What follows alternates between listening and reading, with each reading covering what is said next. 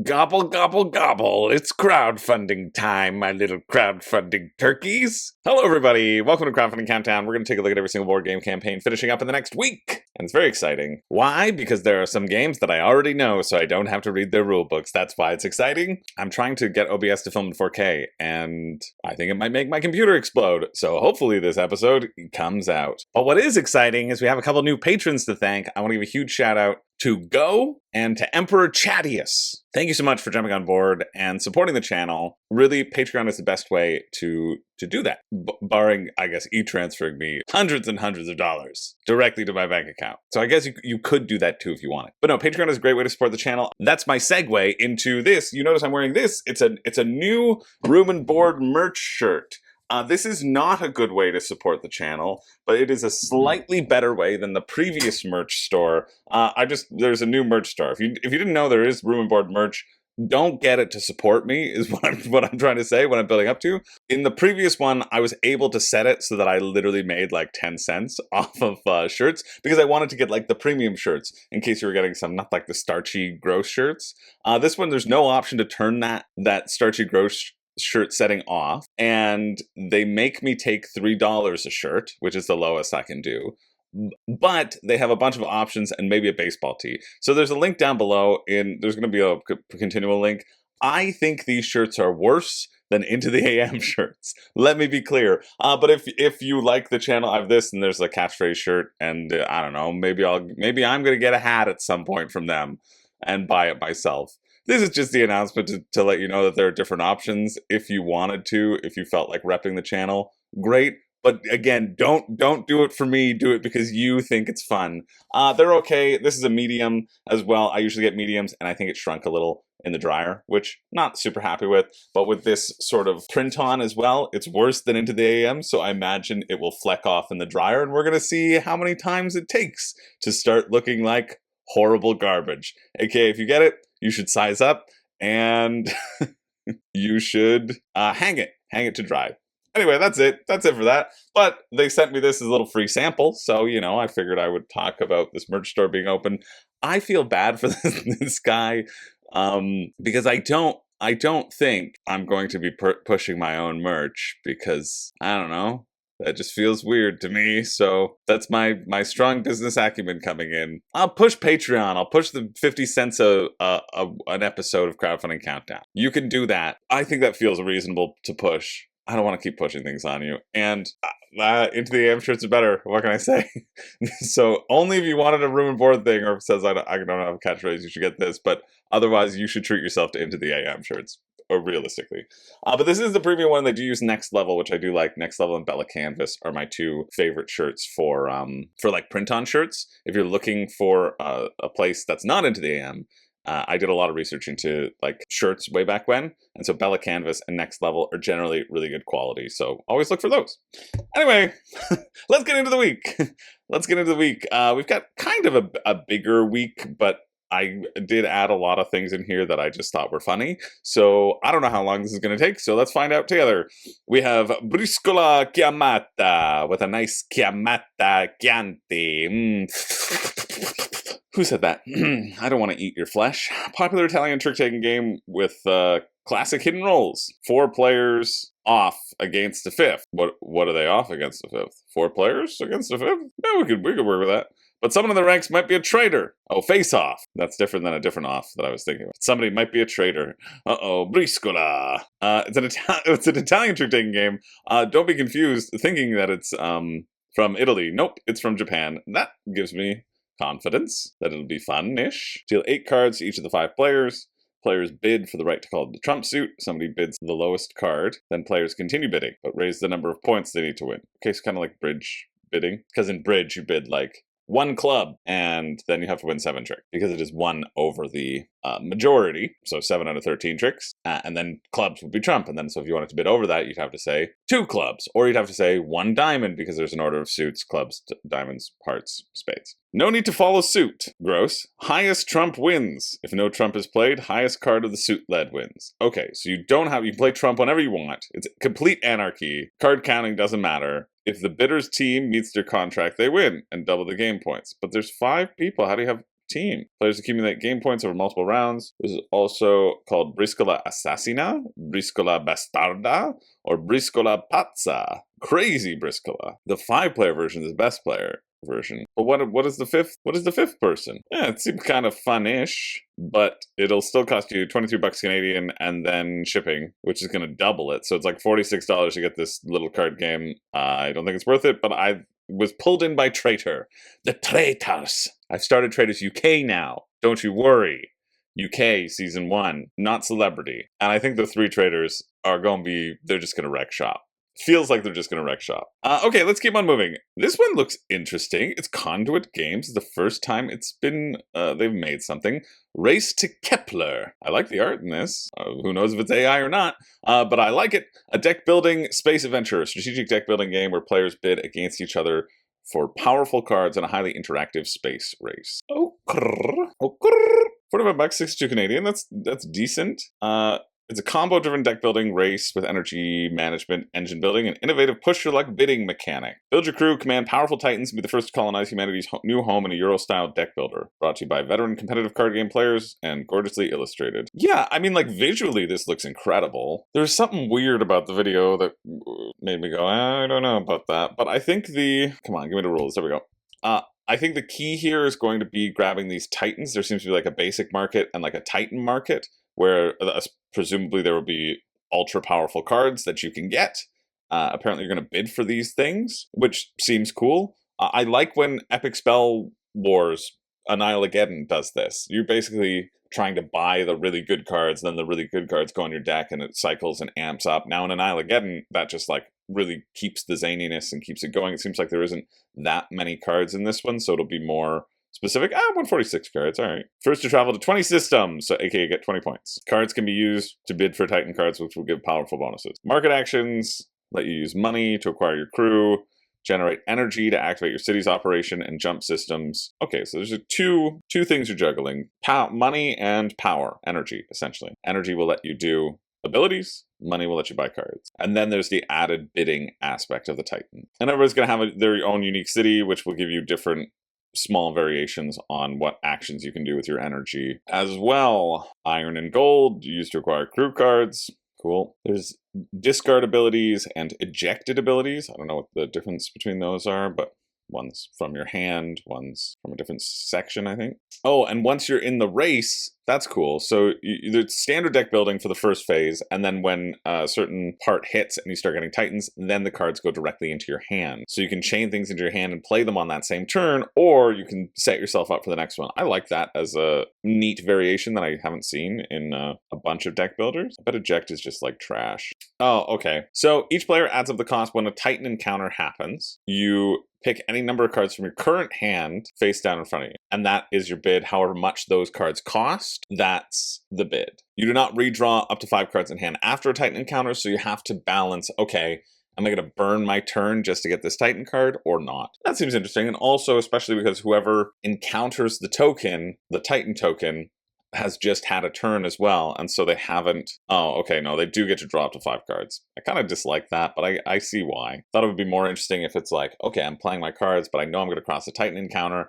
so I'm holding these cards back.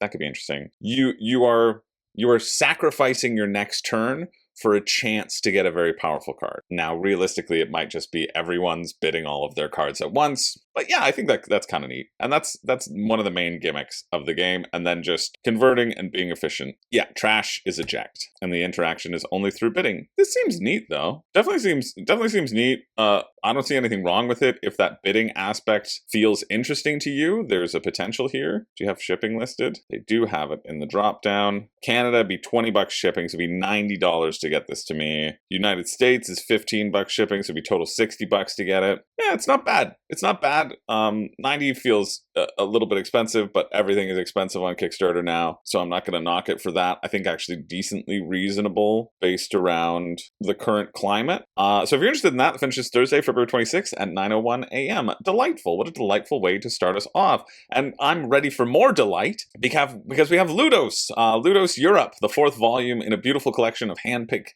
ancient games that fit in your pocket, featuring 4 2-player games from Europe. Sick. This is from Lemery Games. I have tried out their Ludos Asia before. It came very well packaged. I love the little boxes. And if you really like little abstract games, they're super portable. They're also going to have a pay what you want version, so you can get, yeah, like look how gorgeous those are. That's friggin' sweet. Yeah, they've done Asia, Africa, and America. Now they're on to Europe of like traditional games. Oh, our journey reaches its grand finale. Well, I guess, yeah. And I love that there's a pay what you want. You can get one game, pay what you want as well, which was sort of the key tenet of this. Irish board game, Brandub. That wasn't Irish. This one kind of looks like Ute-ish. Bear Hunt from Roman. Or from Roman. From Roman. My good pal Roman. Polanski? No, no! And Patea from Greece. Honestly, Christina and Tomas are so nice. They're so nice. They're such lovely people. Oh, that's cute. If you have all of them, you can get the Ludos League scorebook.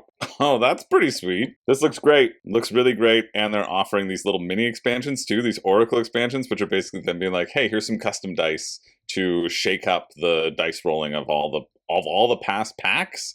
And I imagine you can get them all as their own separate mini expansion. That's sick. What a great friggin' send-off. Okay, let's see what all these games are. Because my thing with these abstract games, anyway, I love this campaign. I always have loved these campaigns. I love their mission and their mandate to preserve ancient games. And they just want to like bring abstract games that are in the public domain that have been around for generations in like a really accessible way. And they give so much back to different communities as well and donate these to schools. They donate a bunch of these to schools, which I think is awesome. And they're also nice people as well. They're just great people. They are the creators of Pablo, everyone's favorite pepper. Pablo, Pablo, you got something to say about your parents? My parents. Yeah, this is the last one around for Ludos. Now, Pablo, what is the reason why your parents are making this the final one of the Ludus Connection? Let me tell you something, everybody. We're going into business together. Me and my parents. They're joining the mafia. No. The chili mafia. No, I said they were nice. I said they were nice people. Yeah, they're nice people. They're nice people. They're gonna whack anybody who puts the gears on Pablo. I don't think we can we're say gonna that kill on camera. them. We're gonna murder Pablo, I think them. you're actually Now, you might be actively damaging this campaign. Pablo, gonna attack me. Well, what? now I got my backup. No, I said they were nice people. I'm gonna kill them. I said they were nice. We're gonna kill them. Oh, get out of here, Pablo! Come on. We're gonna whack him. It's war. It's well, I'm not gonna quite take war. back everything I said, but that's some very dangerous news that has come to light. But hey, at least you get well-made abstract games. The fact that you can do a pay what you want as well or give back to the community.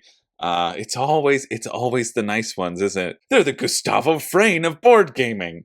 Oh my god. Oh my goodness. So it's like 4 games for $44, 61 Canadian, and then shipping's gonna make it to 80, but still like also good. And then we have the Oracle's mini expansion, 12 tokens and 30 plus dice, so it changes up the games that maybe kind of suck compared to modern board gaming now, and you want to shake it up. I think that's awesome. I think this is maybe an auto get if you have the Ludo stuff. And of course they offer a print and play. You can print it yourself as well. If Pablo hadn't said all of those very, very shocking things, then maybe I this would be a perfect campaign. Okay, what's Brandub? Brandub! It's still Scottish, isn't it? Brandub! There we go. Celtic War. Escort the Celtic King to a corner. Okay, great. So you got to get to a corner or capture him with the Viking War Band. That seems easy. Just moving your little guy around, and then you want as the other people to block him. So you're just trying to get to any corner. That doesn't seem bad. Seems interesting. Saku is a running fighting game from the Sami people of Finland. In our version, we imagine the pieces as 2 reindeer herds racing across the tundra to outmaneuver their rivals. So this one is very much like Ute, that you're going to roll the dice. It's just your reindeers it's like Trouble, right? These are the ones where I'm like, okay, I'm as much as I want to preserve stuff, I'm not interested. Bear Hunt seems interesting though. Control 3 gladiators to trap the bear or survive as the bear for 40 turns. So you can move 1 space along the lines, and you just have to run away. Run away!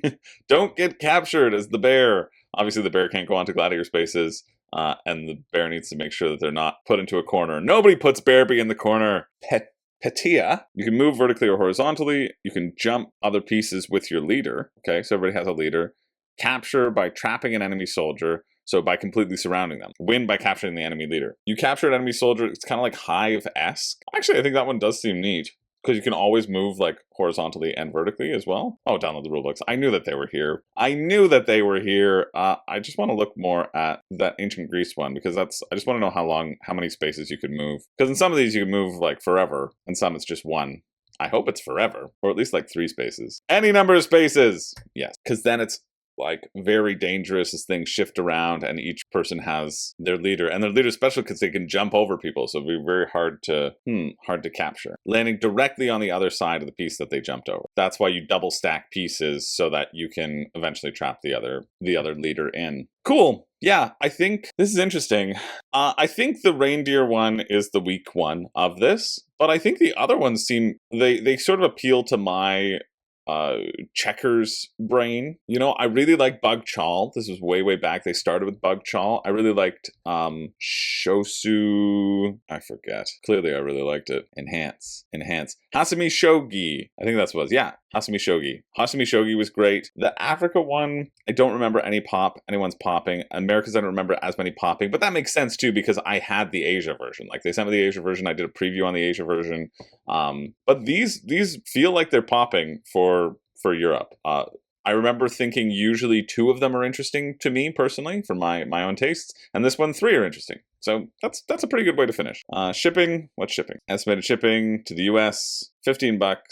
Canada, $19. Yeah, so it's like $20. And then how much were their little mini expansions? Yeah, adding in these little challenges. That's cool. $7 for a mini expansion. Could you get a bunch of dice and whatever? Yeah. Oh, Heroes of Europe mini expansion, and then Challenges of Europe mini expansion, and then Oracle expansion bundle. That feels like a lot. I mean, I guess it's like unique tokens, whatever, and it's their additional rules. I wonder, are the rules in the print and play? Can I get a print and play of the oracles? Probably not. I wish these oracles were a little bit cheaper. Oh, here are they. Yeah. Hasumi Shogi, Bug Chawl were good. Jarmo is fine.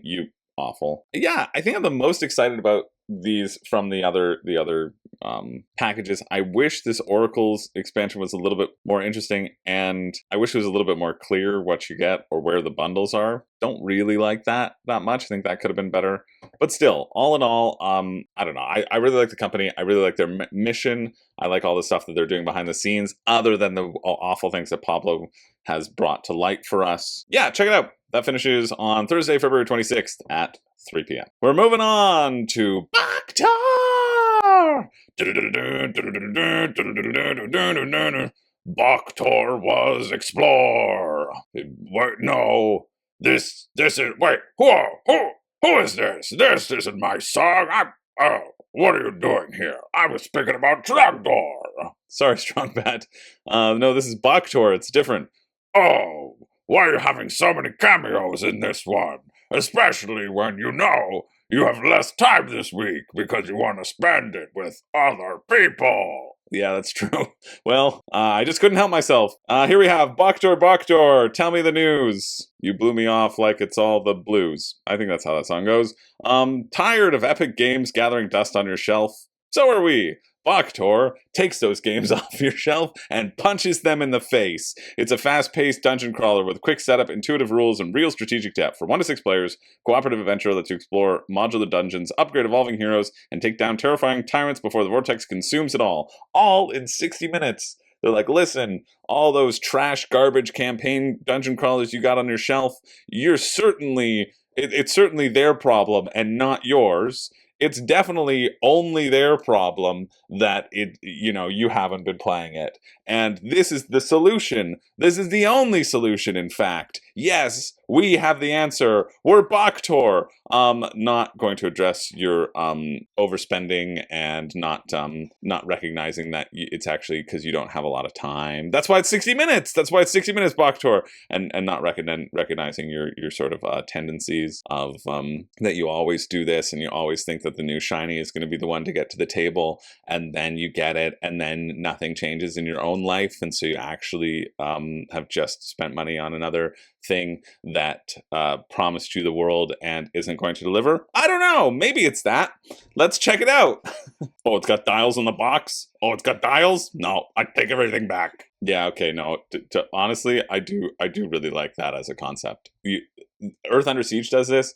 The idea that you can hold energy and hold moves for big bonkers turns is very fun. And I do like that it's all meeple based and not mini based. Oh, cool. Positioning on the grid based around your element is going to help you. You're not going to only roll 16s and 14s. They're setting you up for unrealistic expectations. Can you save Boktor? I don't know. Oh, that is a tasty gameplay all in, though. Only 130? Only 130, right? Like, we see where we are. Okay, so it's not a campaign. That's nice.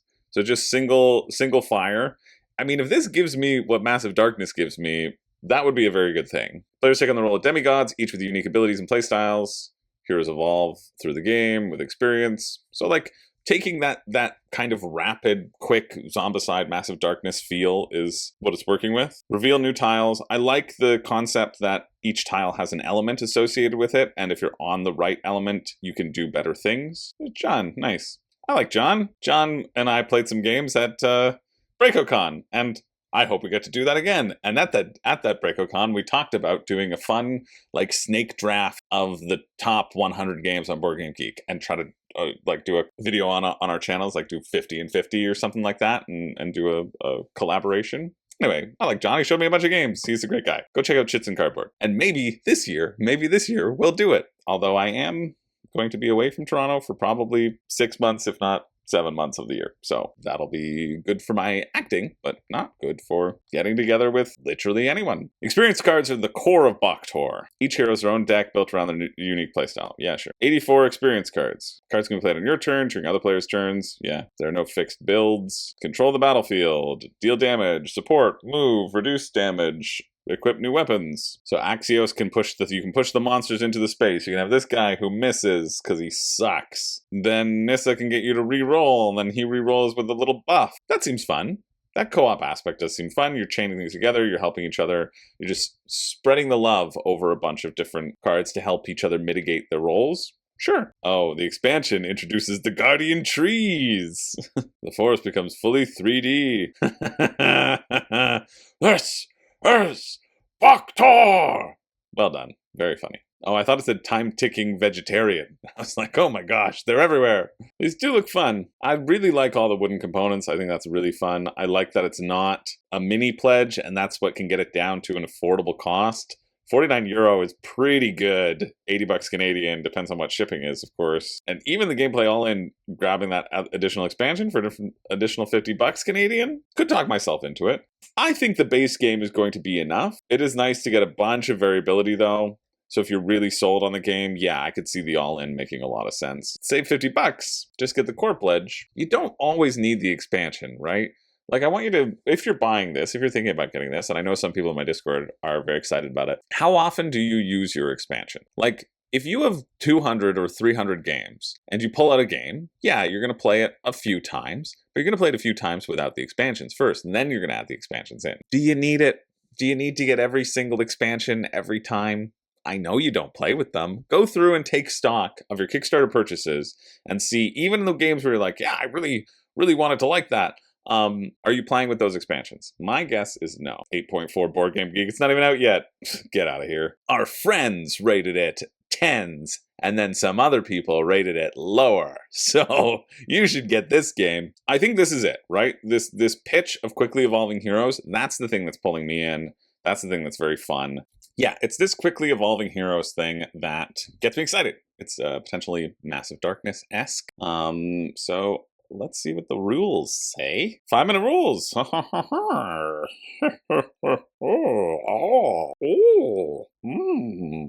Stupid rules. Stupid 5-minute rules.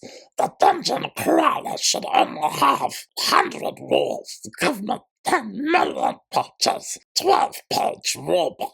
How can it be so accessible? Yeah, I like this. Increase your energy track by 3. All players, during the hero phase, all players can move and activate a power, and then the hero whose turn it is the one who can attack. That makes sense. Draws a monster card, resolves its effects. Tyrant is already in play, performs this action. Monsters appear. monsters of the type attack hero with that range. Yeah, that makes sense. That seems really intuitive. Line of sight is intuitive. It's just along pathways. Damage, you're just rolling dice. Very simple. Oh, sick. Each time it passes the energy boost, everybody gets an energy boost. Each time it passes the level up space, you get to draw 2 cards, 2 experience cards, which can grant you different actions, changing of your basis, or it can add permanent items. It's sick. It's like streamlined Zombicide with a few more special powers. I don't think it's going to hit the heights of variability of Massive Darkness, because Massive Darkness, every character has their own minigame, and here it's just like things are adjusting, you have different powers, but I think the variability is going to be fine. And then you got to kill all the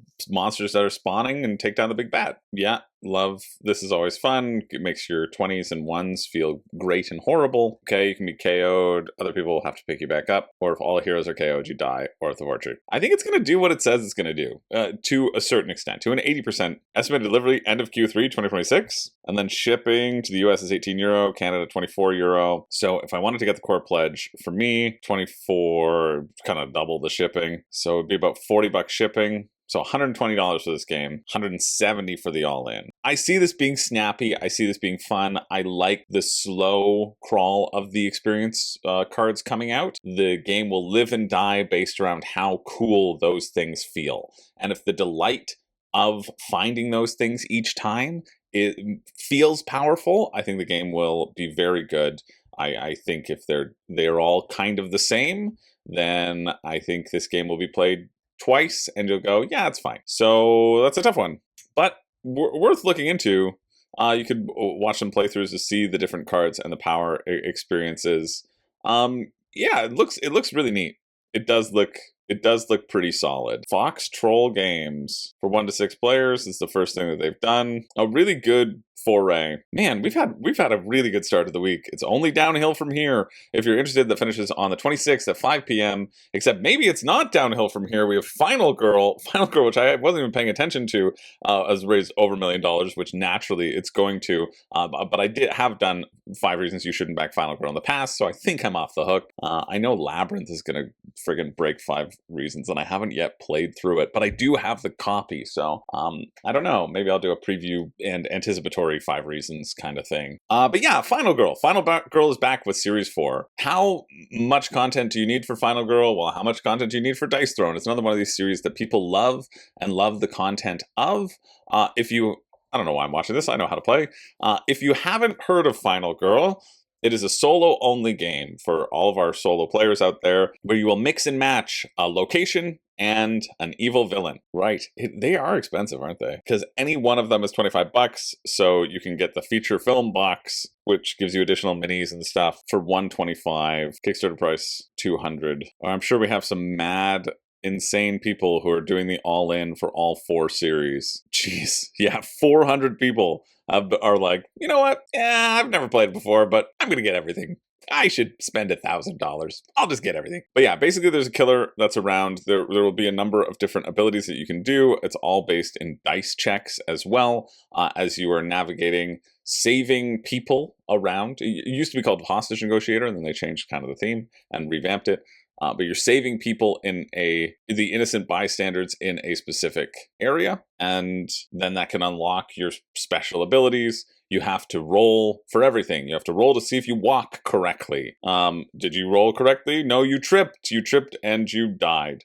So we have Five Nights at Freddy's version. We have whatever Pumpkinhead one this is. We have a scary nun one, so probably The Conjuring or something like that. We have Jurassic Park over here, and the Green Terror, which I guess is Alien or Predator or something like that. They're all based upon hero tropes. But yeah, you have to manage your time actions, and then the killer gets to go and tries to run and chase after you and murder people. So you got to kill the big boy to win the game. I don't think, like, if you've played Final Girl, you know if you want it, right? You know if you need more stuff. I doubt you do, because a full series gives you 5 and 5, right? And even if you got the second series, that's 10 and 10, right? 10 locations, 10 villains. How much more do you need than that? You don't. Is there really that much variability with the villains? I don't see there being such a drastic change that you need to get everything. But if you love it, if you love the game, I know so many people love the game,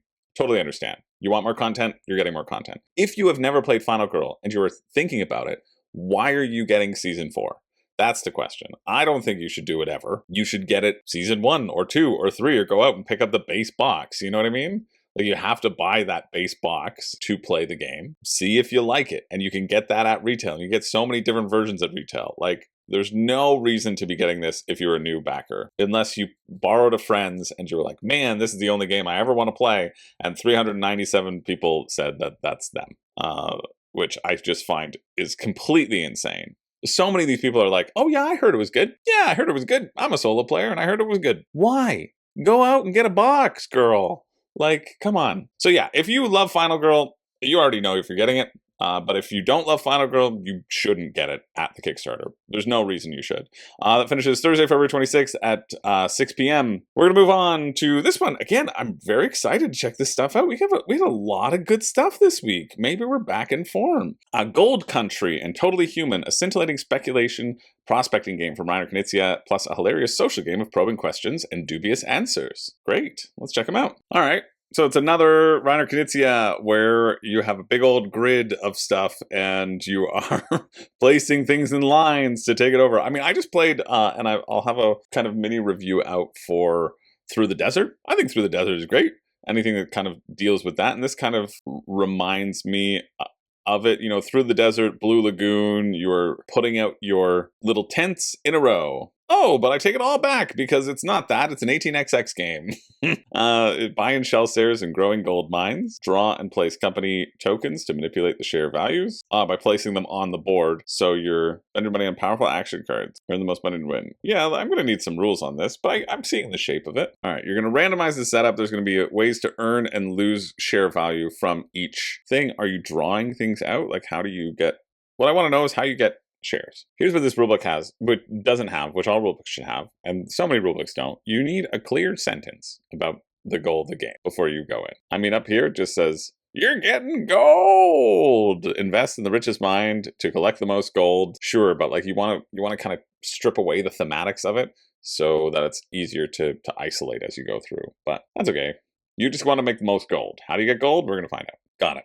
So you're going to be drawing 3 random claim tokens from the bag, 3 random colors that you will then get to manipulate. You'll place your tokens on the board to extend the mines. You'll have an option to be able to swap out those tokens, but whatever color you have to extend the mines in some way. You can make up to 2 mine transactions. Each transaction consists of either buying or selling 1 mine card, and then pay 3 coins to activate 1 action card. There'll be a number of action cards on the table that anyone can action. Then you draw 3 new claim tokens. So there's always a little bit of variance depending upon what people leave out. You can also pull up bandits to take away money from specific mines. If you see someone's going for it and you pull out a bandit, you can stop them from taking it. Okay, and then you can make up to 2 mine card transactions. So you're buying shares. Like every turn you put down your camps and then you buy shares equal to the value of whatever the mine is. And at the end of the game, you will get money equal to your shares based around what the mines are at. And if the total value of a mine falls below 5, you can buy or sell it for $5.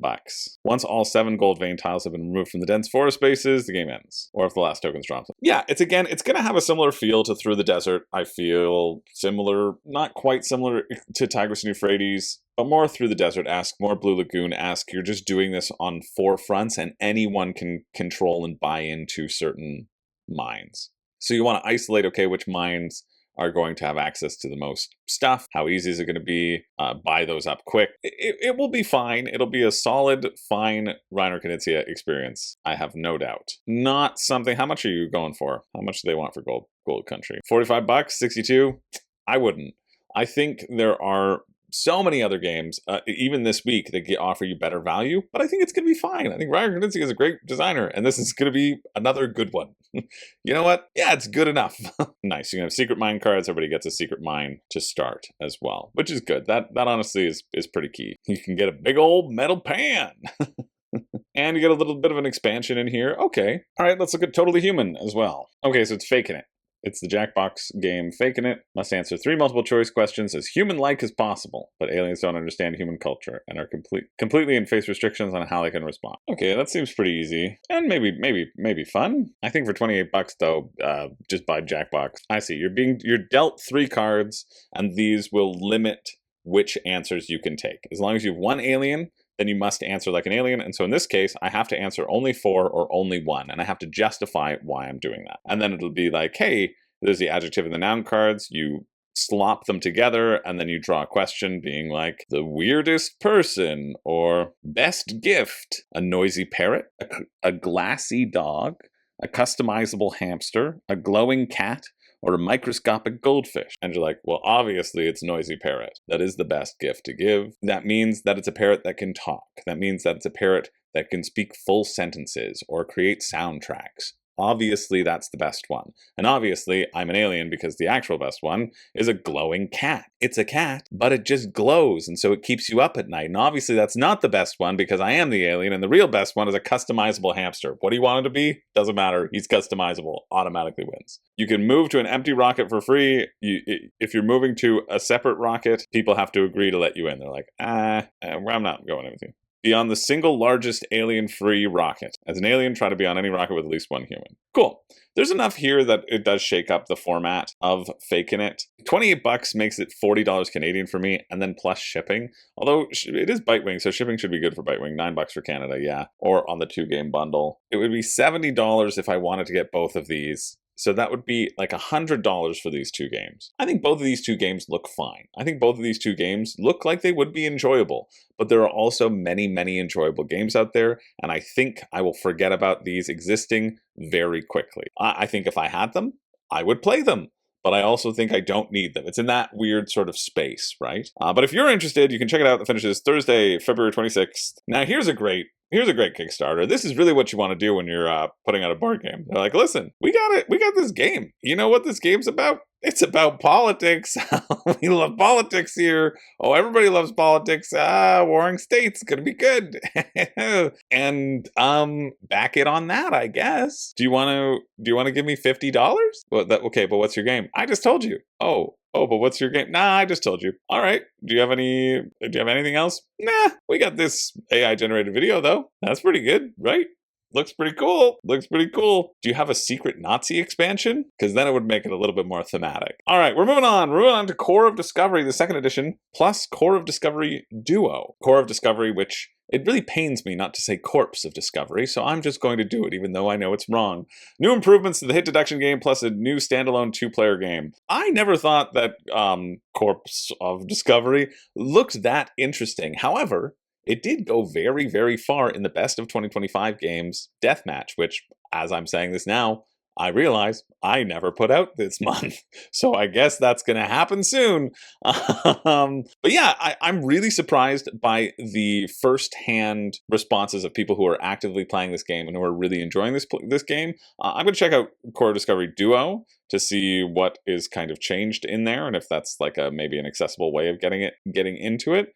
Core Discovery, the essentials of it is there's a secret hidden map that you're going through and you're flipping over piles and you're trying to get good resources and figure out where the bad resources are and make your way through the woods. Yeah, you can see how many people have put it on their top 10 list for 2025, and it definitely, like, I haven't played it, but I'm very surprised by this. I didn't think it looked that exciting. However, to be fair, I didn't really enjoy Mind Management, which they also put out, which everybody else also put on their top of the year lists. So maybe off-the-page games just aren't for me, but all of the buzz, again, makes me interested to try, and down the line, I assume that I will. But yeah, let's see what Duo is all about as well. All right, so the video doesn't say anything about Duo, but it's a good refresh on each one of these tiles will give you information about another tile. Right? I can see that being interesting, is that you'll have a bunch of little micro deductions along the way, so you get that little hit of dopamine as you go through. I see that as a potential, but oh, this seems nice. I bet that would have been annoying. Each chapter now has all the cards needed to play that chapter, so you're picking a scenario, you're just like, boom, we're playing that scenario, done. You don't have to sort through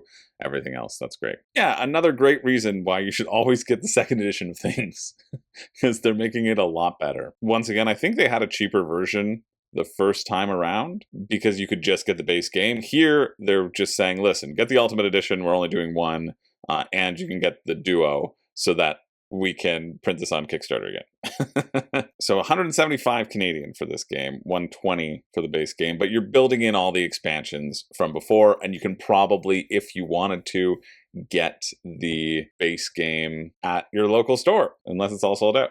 I'm more interested in this Core of Discovery Duo. Yeah, Duo seems cute. You will each have your own set restrictions, and you're playing tiles down, being like, this adheres to my restriction, and I think it adheres to yours. $25 US, that's nice. I like that. I like cheaper versions that do the same thing. I see there's a number of set terrains as well, which will put monsters into the game. I think it's going to be a cute little deduction game. 34 Canadian. Shipping is, oh, just Duo, 11. So if I wanted to just get the Duo game, it'd be $45 Canadian. Honestly, that's pretty good. That would be what I would be more interested in.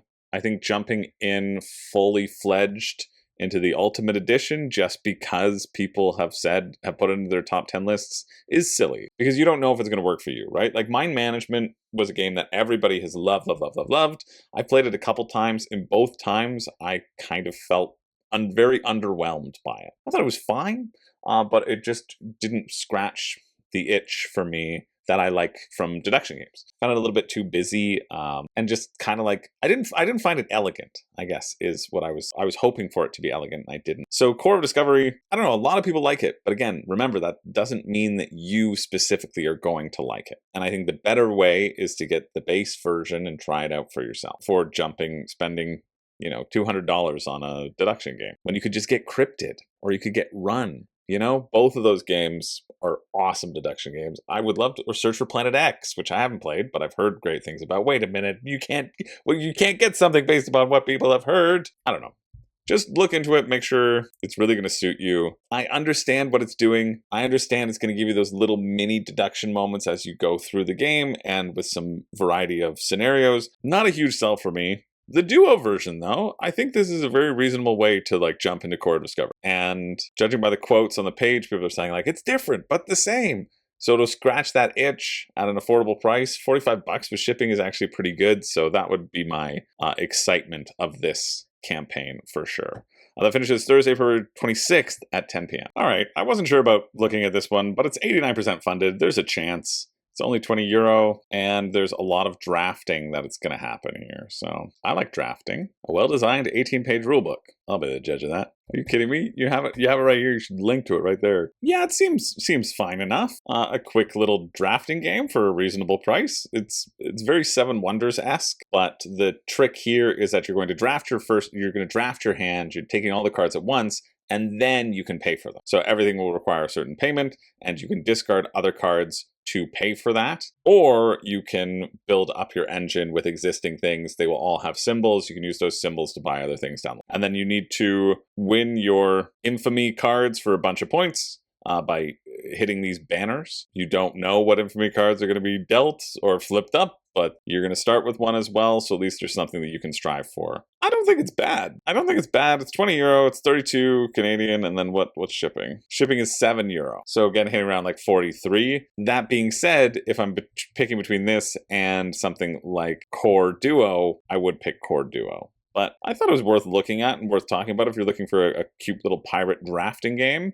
You can check that out. That finishes on the 27th at 2 p.m. Moving along, we're moving on to Jump Masters. Jump Masters by Chip Theory Games. It's Chinese checkers, a cute throat, hyper-tactical twist on Chinese checkers from Manny Tremblay. Yeah, I think this is going to be cute, although I don't know what this free mystery pack with every pledge is. Oh, they're just art variations. Sick. I love that. You're going to draft your team. You'll draft your team of 4, and they'll all have different abilities, and then you jump over yourself to power yourself up, and you jump over others to power them down, and you run for the middle to get points. Does that sound cool to you? It does sound cool to me. This is also a monumental day, because this is the first time in Chip Theory Games history that we've ever seen cardboard.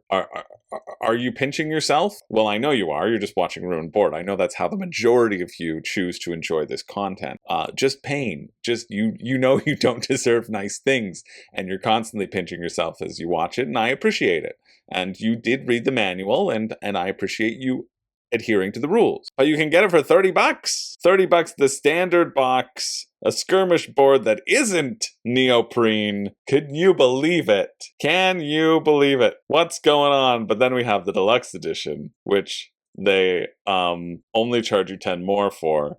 which feels like a slap in the face. Like they're just putting out that standard edition because they know everyone's going to just get the deluxe edition, and then they can say, see, we gave you a non-premium option and you didn't want it, so now you're forced to buy premium health chips for every single thing. We know you love it. We're going to make them even heavier. We're going to make them heavier. They're all going to be brass. Everything's going to be brass moving forward. This might be Chip Theory's ultimate plan, but I'm not sure. A vivid, stupefyingly awesome neoprene mat compared to the garbage skirmish board, the simple piece that we're offering here. No, screw you, peasant. Don't you want the vivid, stupefyingly awesome neoprene mat versus the normal component over here? Screw you, give us the extra $10. We're Chip Theory, we want it premium. Don't you want acrylic that makes a clickety-clackety hillock? Come on. Or terrain pieces? Which one do you want? Which one do you want, huh? Victory tastes so much sweeter when it's deluxe. We're Chip Theory Games. Drown in our pieces. Drown with our pieces. Remember, they're waterproof. Or you can get friggin' bullshit peasant victory point tracker and tokens. You don't get any superlatives, okay? You're a retail peasant and you deserve nothing. In fact, if you purchase the retail standard pledge because you're a standard human being, you garbage person, well, you know what we're gonna do? We're gonna give you a 73% chance of it not arriving at your door because that's what you deserve. You deserve the uncertainty. You don't deserve a sweet victory because you didn't shell out for the deluxe. And you know what you also don't deserve? You also don't deserve an organizer, but you're going to get one if you get it deluxe. I mean, come on. What are you going to do? The premium version or the standard version? I think it's pretty clear. I see what you're doing, Chip Theory, and I know it's going to work. I need to jump immediately. Deluxe 13. Oh, this makes me so mad. 1333 times. Standard 7 times. I knew there was going to be a disparity in the numbers. Oh man. I don't even think I'm going to want Jump Masters, but I feel like I need to purchase the standard edition right now. Oh, $12 for the upsell for a clickety-clackety premium deluxe experience. Screw you! I'm getting the standard edition, and it's gonna cost you money, Chip Theory. Submit it. Shipping to Canada. We're doing it.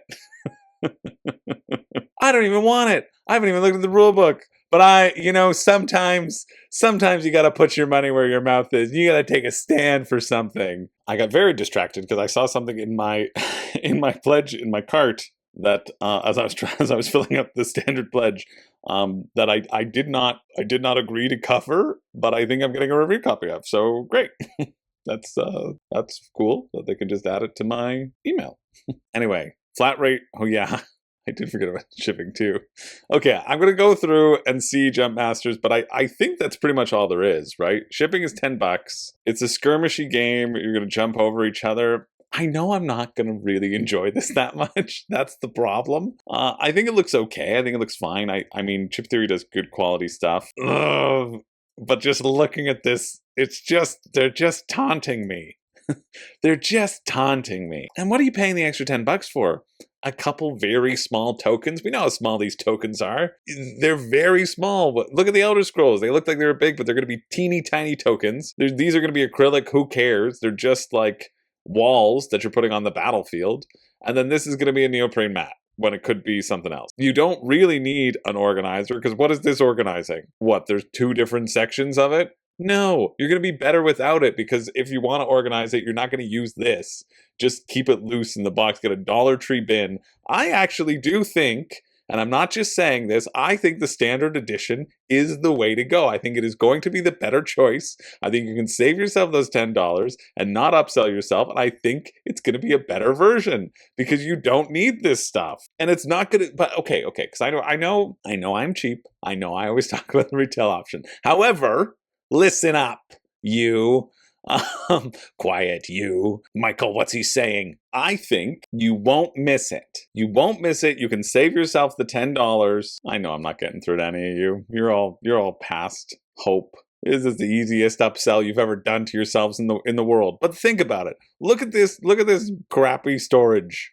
That's not going to be good storage. You know that. That's garbage. These are going to be very small, and they're not going to be satisfying either way. And these just stay on the board. You want a floppy neoprene mat? No. Have something with a nice fold in it. Come on. You have to roll up and scrunch somewhere? No, stop it. It even looks like the box is bigger. Looks like the box is bigger in the standard edition. Deluxe? No. Anyway, shipping's $10, and I don't think there is a rule book because I think that's pretty much it. Oh, there is. Okay, download rule book. Great. But I can't imagine there's anything else. But I will do my due diligence. You can have 2 stones and 2 portals. You can have 2 stones and 2 walls. You can have 2 walls and 2 portals. Or you can have 4 walls. The possibilities are 4. These aren't portals, they're power nodes. Sorry, my apologies. First person to get 20 points win. I think it's going to be a fun little skirmishy thing, but I just don't really like skirmish stuff. For me personally, so that's why I'm not going to get... I was so close to impulse buying. I've never been more close to impulse buying. And if I didn't see that sort of random charge in my GameFound profile, I would have pulled the trigger. Yeah, you always just perform 1 hero action, so you can activate your heroes multiple times. There's a total of 20 heroes to draft from, or 20 hero cards, but they said there's double in there, so really there's 16 heroes you can draft from. Well, I guess there's 20 because you can always draft from the base. They're likely to be core, easier to understand. Here's the thing. Here's the reason why I would consider it, is that Manny Tremblay has also been behind Dice Throne, and the variability of those people are very fun. But I think I would much rather play Dice Throne any day of the week than pull this out first. Anyway, that's enough. That's enough for Jump Masters. That finishes on the 27th at 5 p.m. We're moving on to this. I always am interested to look at drinking games where they're like, hey, this focuses on the game. I've yet to see it. And I also think if you want to drink, you can just drink by playing any other game, any game you want, and just have a drink as well. Games that are the only reason to play them is to drink is dumb, because there are other better games, and then there's other better drinks that you can enjoy. Like you're losing in both cases. You're not enjoying the drinking and you're not enjoying the game. So let's see what this is, just very briefly. This is saying emphasis on the game, and then you pull a card and it says everyone with facial hair drink. What fun. Nope. We're moving on. Next to this is the alt cards, the trading card storytelling game, a strategic storytelling game played with your trading cards. I imagine you just shuffle all of your trading cards and then you tell a story together, but is there something else? I'm sorry, why?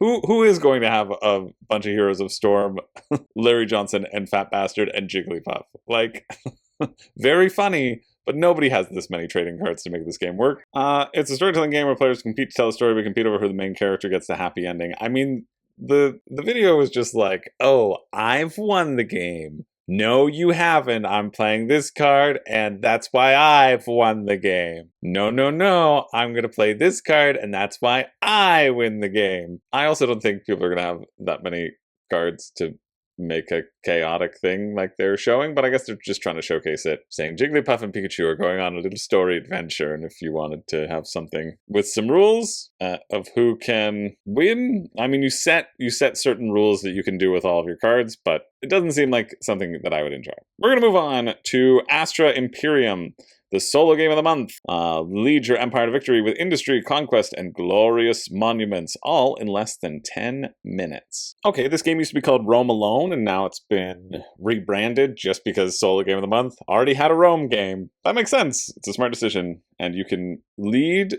your glorious victory in 10 minutes. They're like, what if Rome kept growing? What if Rome is now taking over space? And here's how we play. How do we play? Draw 3 cards, choose only one. Gain its resource, or play its action. Manage your industries, military, science, and resources widely, or wisely, or widely.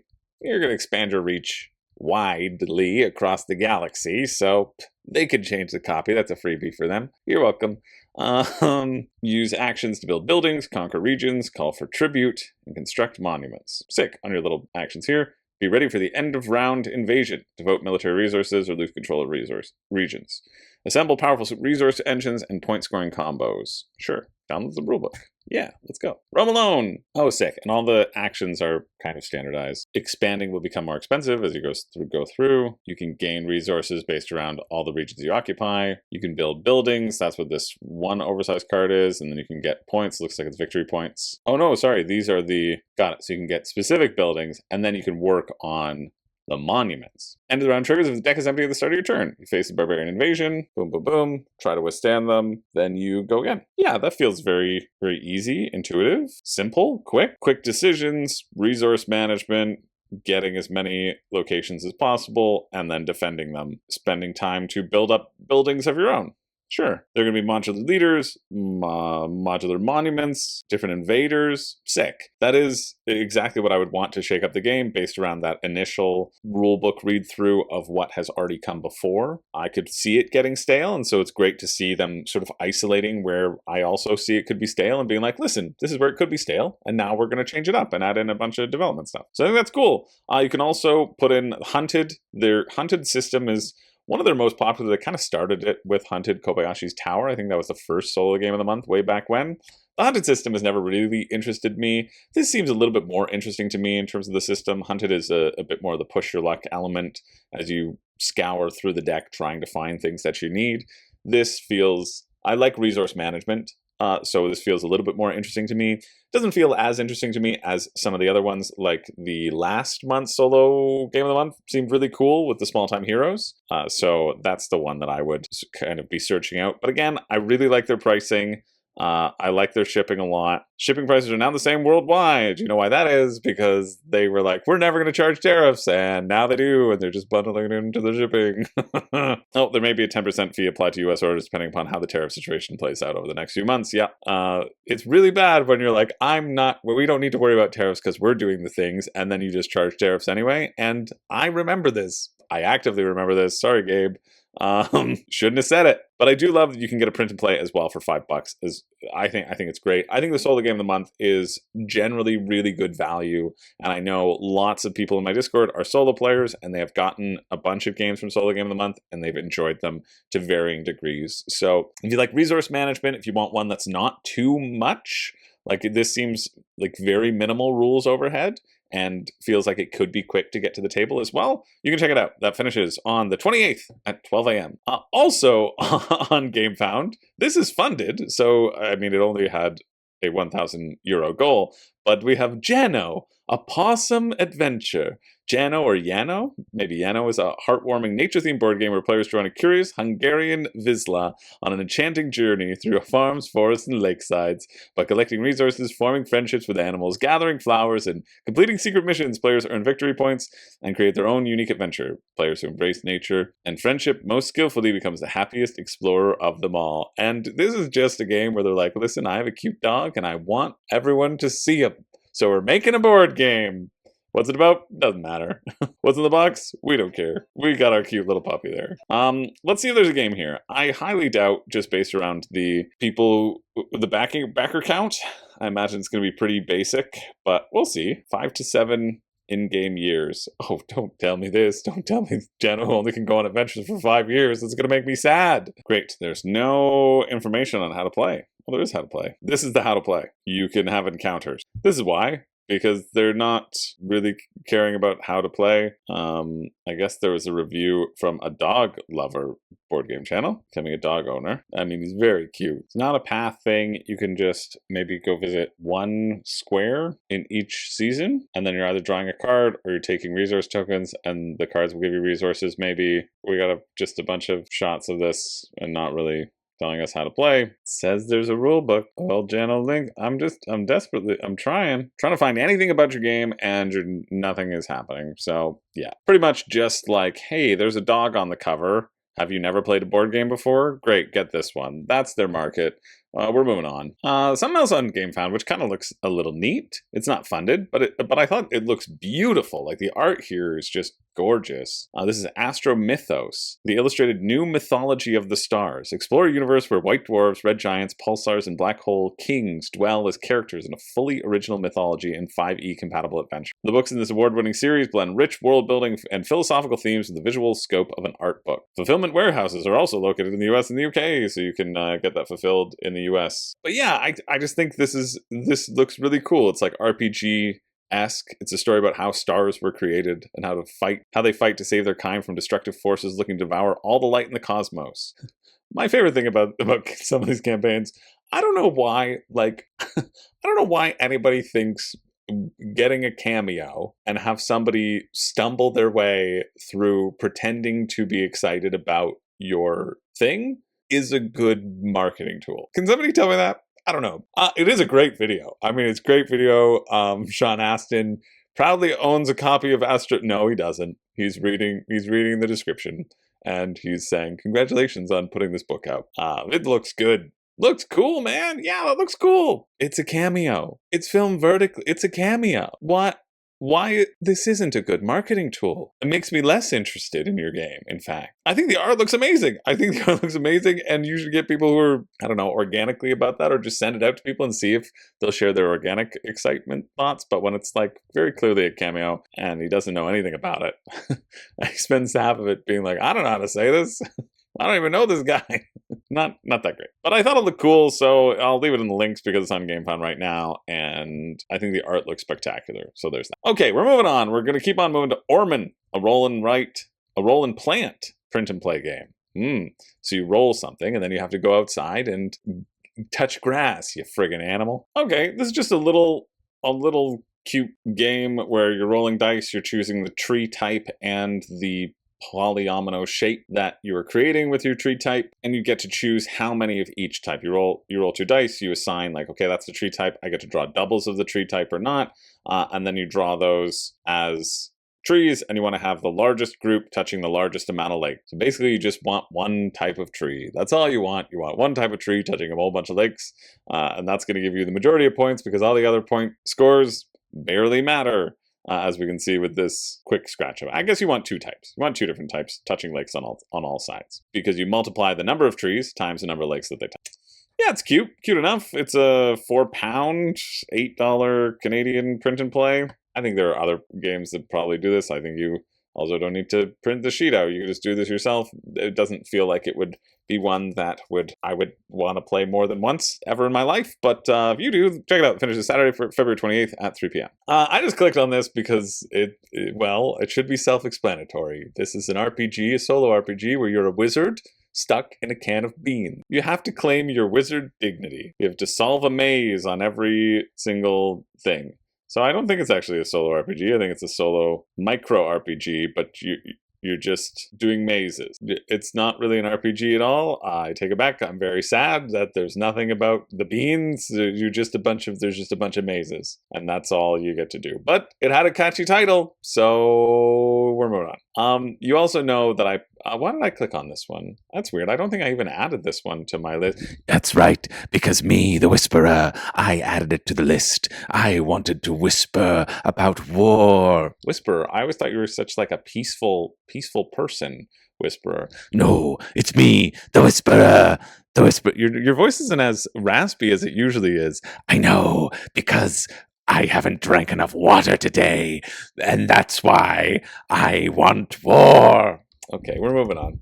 That was just for all of you fans of the Whisperer out there. Like Hextra. This I thought was funny. It's not going to fund, but it's just clearly a trivia question where it's like, hey, you get it wrong, do some push-ups. That's probably what it is. Or that's pretty much all that we're going to check out. But this is huge. Oh, it's because No Rolls Barred did a video of it, I guess. So yeah, let's check this one out. Oh, I think this is the one where Adam Blompied was playing a blindfolded one where if he got it wrong, he had to sell the game, and he really likes this game, and then he sold it? Is that why he's on this campaign page? Maybe. Okay, after completely selling out our initial stock, Hit the Silk is back for a second print run. Game of suspense, treachery, highly social, semi-cooperative. Yeah, okay. What's the second edition? It's going to be $50 Canadian. All right, probably 70 after shipping. Plane starts at high altitude. After each player turn, the plane drops 1,000 feet. Before the plane crashes, players must agree by majority vote to hit the silk.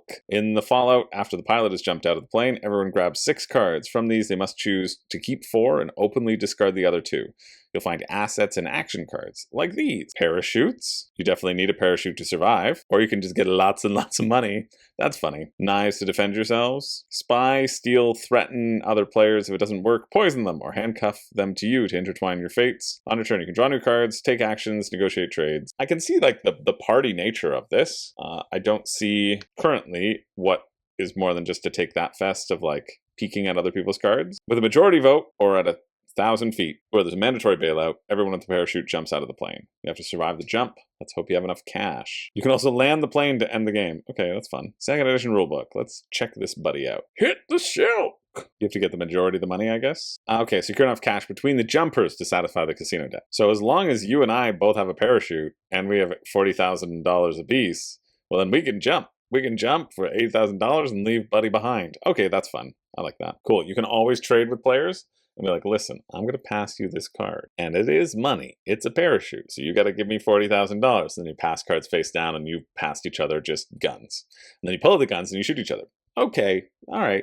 I think this trading aspect is going to be the key to this game being enjoyable. A lot of funny things can happen when you're putting cards face down. That actually was my favorite thing to do in Catan. I'll be like, listen, I'll trade you a sheep. Give me a sheep and I'll give you this mystery card. And then it was always like the sheep. It was always the thing that I was asking for. But it was fun, okay? It was enjoyable. And then I've been setting myself up in the long game over the last 14 years that the next time I play, it's not going to be a sheep. It's going to be a rock. Oh, you needed a rock? You needed a rock. Shoot. It should have been it should have been. What have I done? You can play multiple actions. You can steal cards. If you attempt to steal and they reveal a knife, they stab you, you can't do it. You can spy cards. You can tell people around. Yeah, I feel like this works at 6. Handcuff cards. Handcuffing players together that do not have enough parachutes between them is a tactic to prevent others from voting hit the silk. If 2 players handcuffed hit the silk, they will both need parachutes. And that doesn't make any thematic sense. If I handcuff myself to you and we both have parachutes and we both launch the parachutes, our parachutes are going to get tangled and we're both going to die. Unrealistic, but yeah, you can use keys to unlock handcuffs, you can poison people, take an antidote. So there are a bunch of take that cards, and there are a bunch of cards that counter the take that card. And so it's about rotating the things, knowing what other people have in their hand so that you can use the appropriate Chris knife on them. I like that there's going to be a vote. I like that you're going to try to grab parachutes, that you need cash. Feels like a lot of just like throwing away cards and drawing cards to get to the stuff that you want. I am very surprised that this has raised so much money. I can see it being fun with the right group, but I can see the right group being able to have fun with anything. Oh, wait, that's the mandate of No Rolls Barred? This is probably why it's doing well, though. So I'm glad people are enjoying it. I'm glad it's a fun, sort of raucous party game. It seems fun enough. I think I could easily have fun with this with my group, but I also think that it's not the game itself that's going to provide the vehicle for fun, is my assessment of this one. Shipping to the UK is £7, USA is £14, 19 US, Canada is £21 or $39 Canadian, so this would be $90 to get to my door, and absolutely not. There's no way that I'm interested in that. But if you are, that finishes Tuesday, March 3rd. We're already in March. Well, we will be next week at 10:59 a.m. Okay, two more to go. We got Gateway over on GameFound. Step into the enchanting alleys of Gateway, a city where shadows Whisper, the Whisperer is back, the Whisperer is here, the Whisperer never left, secrets and power are seized in the flicker of a gas lamp. Oh, Whisperer, we love you.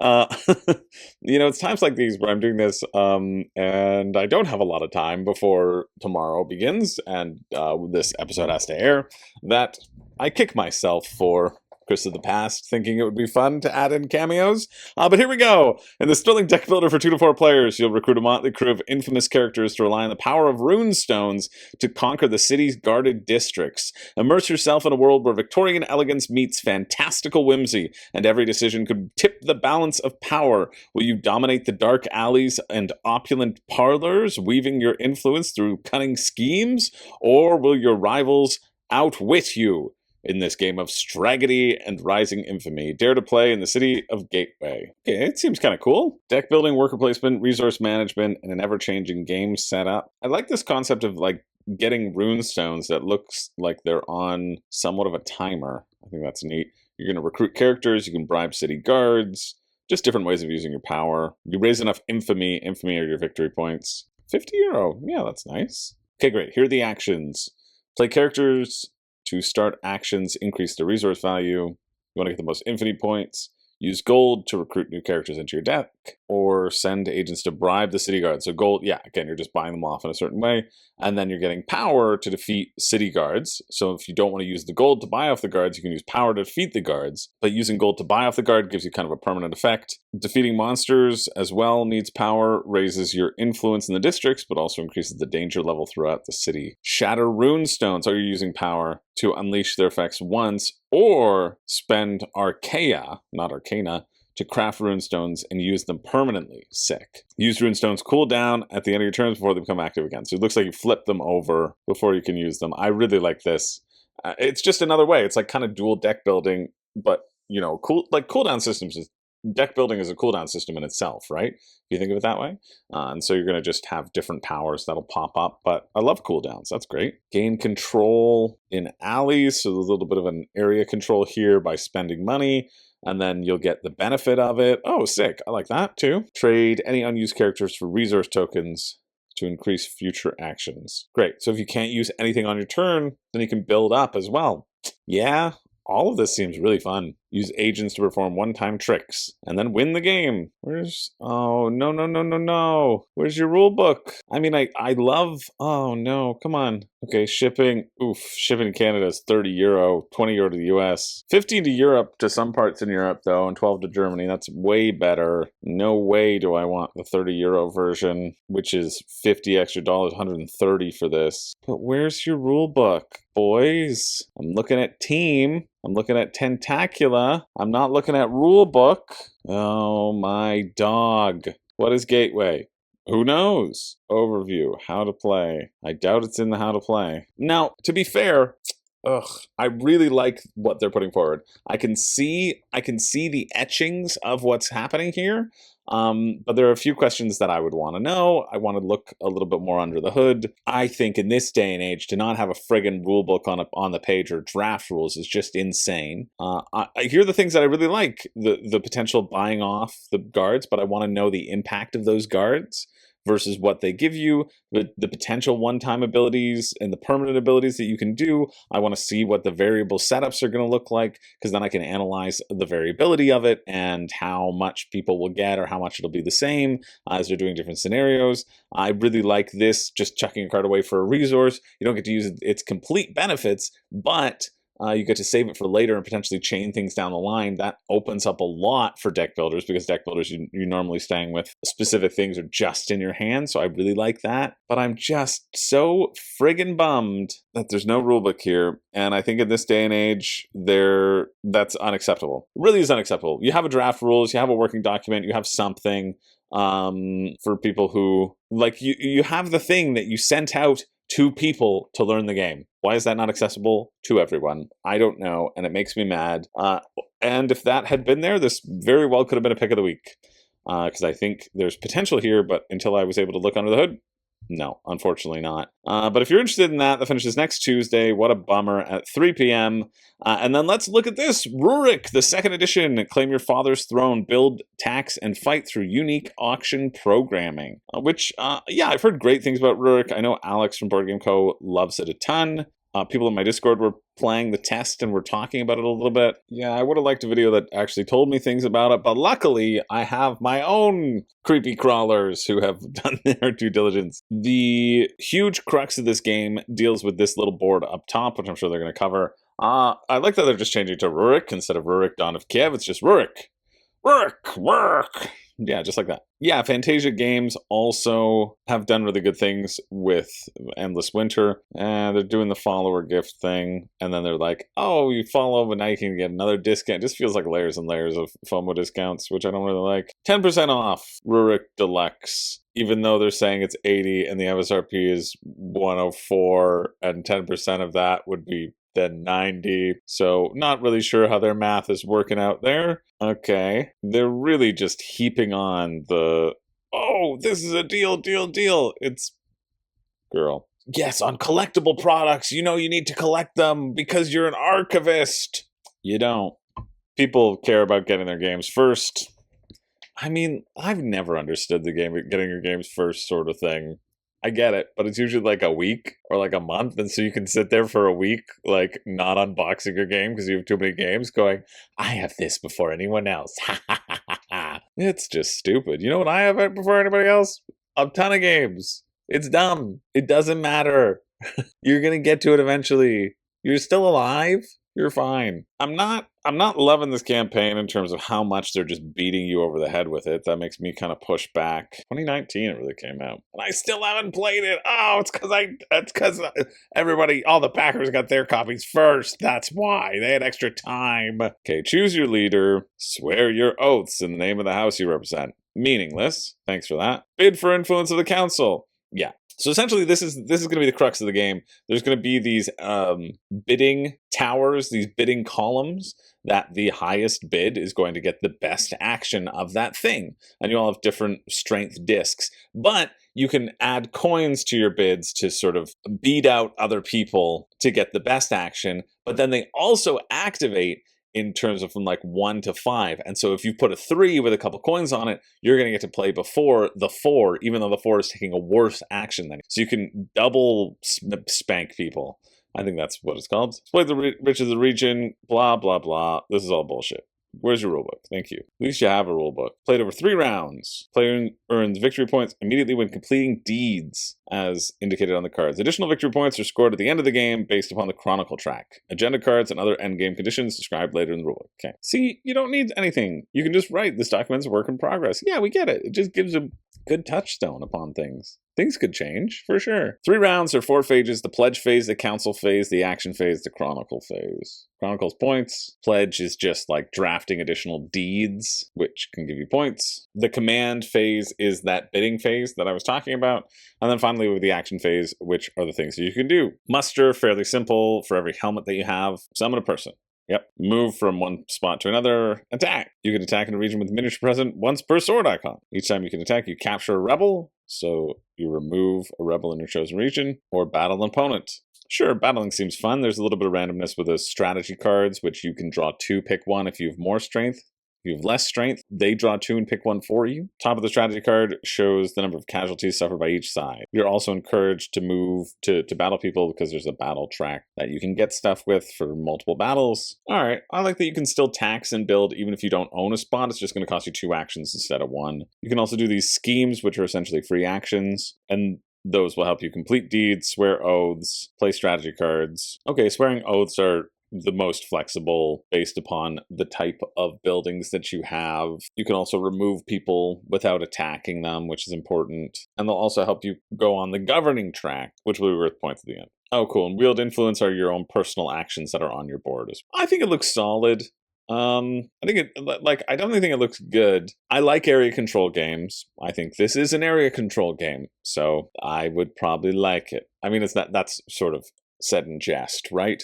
I think the bidding aspect is the thing that's going to be the most interesting to see what your opponents are trying to do, what bids you really need to lock down. Am I putting something early on? Am I playing my big 5 tile? And is that going to get overthrown? Nothing's going to feel worse than somebody sitting on a pile of coins, getting that coin income so you can really throw your weight around in this auction or bidding style and trying to envision what you're going to do. It's a game for people who really like to envision what will happen and to imagine things that will happen. I find with this sort of auction phase, bidding, you have to really see what everybody's going to do. And then once you see what their options are, now you can go about implementing your plan. But hopefully they did what you thought they would do. Yeah, the order of operations here is going to screw people's minds up. And for me, I can imagine myself looking at this and going like, oh yeah, oh frick, I wasn't supposed to do it this time. Oh, I should have done it this way. And so there being that pretty decent learning curve at like what is important and what is going to be exciting and whatnot. But yeah, it looks good. I can see why people like it. I actually don't think this is a game for me, which is surprising to me because I thought it would be when I went into it. But I think this pre-planning aspect, I don't know, I think I would enjoy it, but I don't think it's something that I'm seriously considering. And that's why they have to push the FOMO on you because they know that it's a good game and it'll be a good game for some people, but it won't be for other people, and they want those other people to buy it for some reason. That's how this campaign reads to me. I'm unimpressed by it. In terms of €80, right, we're sitting at $130, and then shipping is going to be 23 to the US, 24 to Canada. Cheapest is Poland for $7. But for me, again, we're looking at that like $170, $175 for the base game. Sorry, and the soundtrack, and a free soundtrack. You're on GameFound. You actually didn't need it. I mean, hey, I love soundtracks for games. The soundtrack for Iridia has pulled so much weight in terms of getting us to enjoy the game. Legitimately, without the soundtrack to Iridia, like, soundtracks are so key, especially for longer games. But yeah, I'm a bit disappointed by this one, to be honest. I think they're pushing, and it feels really pushy right now.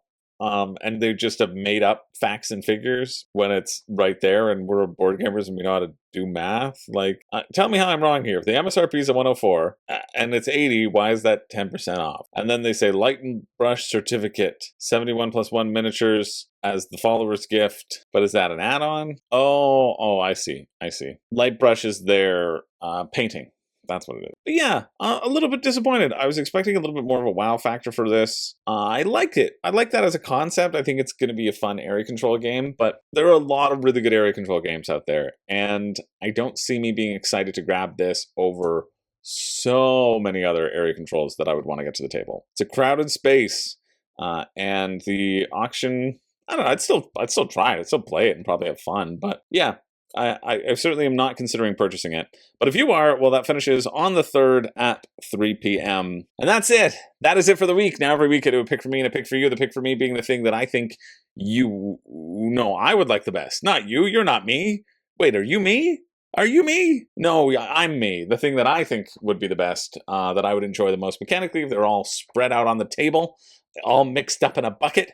And then the pick for you being the thing I think if you got, you would regret it the least. And I think I know what the pick for you is, but we're going to go through and do a little bit of a grunt down to see what our gut reactions are before we make that decision. That was a hiccup. It doesn't count as a grunt. Meh.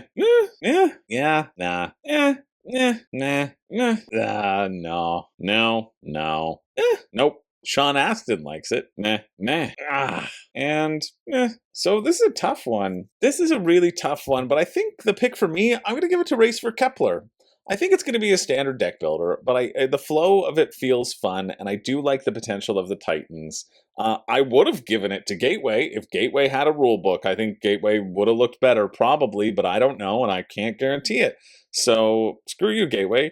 Yeah, I'm going to give it to Race for Kepler. I also really contemplated Ludos. I like the abstract. There's only one that I am not interested in, but I know that I don't really play abstracts for me personally. So I am going to give it to Race for Kepler for my own tastes. And then for the pick for you, again, Ludos was definitely a contender, but I am going to give it to Boktor. I do think Boktor looks good, and I know I really wanted it to not look good because I know there are a bunch of people in my Discord who are going to go all in and who are excited about it. But yeah, I think it looks cool. I think that adding in the experienced stuff will make it feel fun. I think it'll feel like a lighter zombicide where you kill less things and level up less, but still be excited about your level ups. I hope the level ups feel good. But yeah, I'm going to go with Boktor as the pick for me. So thanks everybody for watching. I appreciate it. You're all great. All of you, every single one of you. One of you is better than the others, but I'm not saying who it is. I could never tell.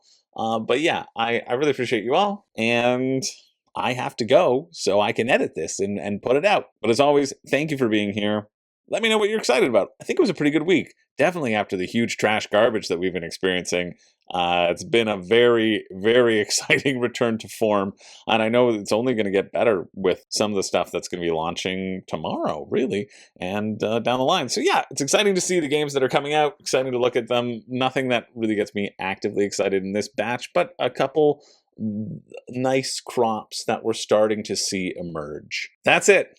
Go away. My name's Chris George. I don't have a catchphrase. I am excited to pinch your little cheeks the next time I see you in person. Boop, boop, boop, boop, boop, and remind me and come up to me and say, Chris, you promised to pinch my little cheeks. And I'll say, did I? And you'll say, yeah. And I'll say, when did I do that? And you can say, at the end of Crowdfunding Countdown, episode 221. And I'll say, that's one of my favorite numbers. Pinch, pinch, pinch. And then we'll laugh and we'll laugh and we'll laugh. And oh, it'll be so nice. These are my fantasies that I come up with. So